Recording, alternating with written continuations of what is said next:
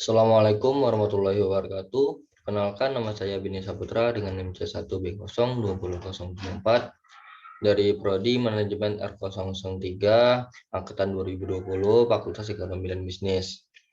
Pada kesempatan kali ini, saya akan menjelaskan salah satu materi dari akuntansi biaya, yaitu metode harga pokok proses lanjutan. Oke, kita masuk ke materinya. Materi pertama ada persediaan produk dalam proses awal.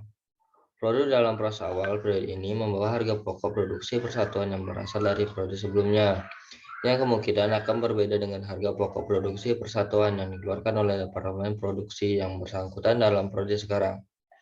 Dengan demikian, jika dalam periode sekarang dihasilkan produk selesai yang ditransfer ke gudang atau ke departemen berikutnya, harga pokok yang melekat pada persediaan produk dalam proses awal akan menimbulkan masalah dalam penentuan harga pokok produksi selesai tersebut.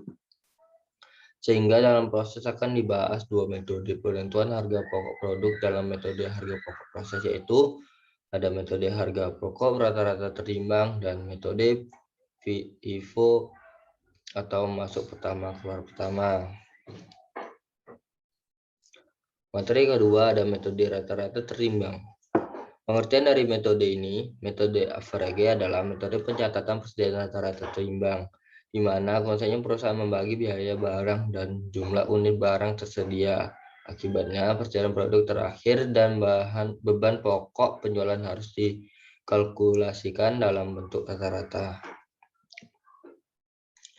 Dari metode ini ada tujuan, yaitu ketika menggunakan metode ini, perusahaan akan menjual produk yang tersedia di gudang tanpa harus memikirkan produk yang mana harus dijual di awal dan produk mana yang harus dijual terakhir. Karena perhitungan metode ini mengambil nilai rata-rata. Pada pengertian metode average ini berada di tengah-tengah metode persediaan FIFO dan LIFO, sehingga disebut dengan metode rata-rata. Adapun cara penghitungan dari metode rata-rata terimbang, dalam penerapan metode average berarti perusahaan akan menggunakan persediaan barang yang ada di gudang untuk dijual tanpa memperhatikan barang mana yang masuk lebih awal atau akhir. Jadi persediaan akhir barang dagangan akan dinilai dengan nilai perolehan persediaan rata-rata yang masuk. Berikut ini ada contoh dari metode average. Oke, dapat kita lihat.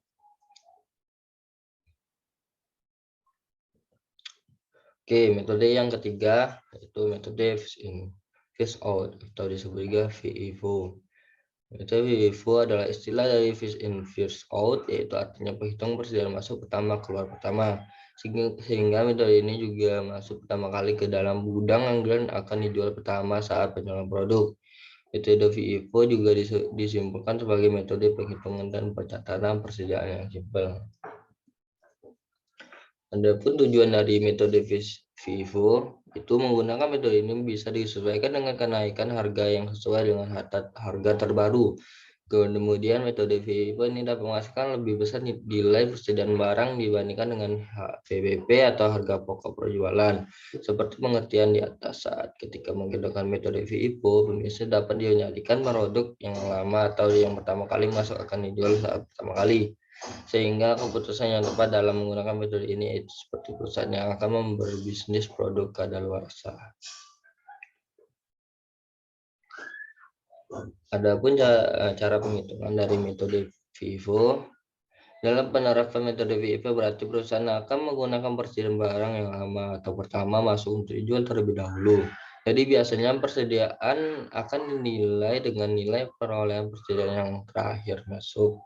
Metode FIFO cocok diterapkan pada perusahaan yang menjual produk yang memiliki masa kadaluarsa seperti makanan, minuman, obat, dan lain sebagainya. Berikut ini ada contoh dari penghitungan FIFO.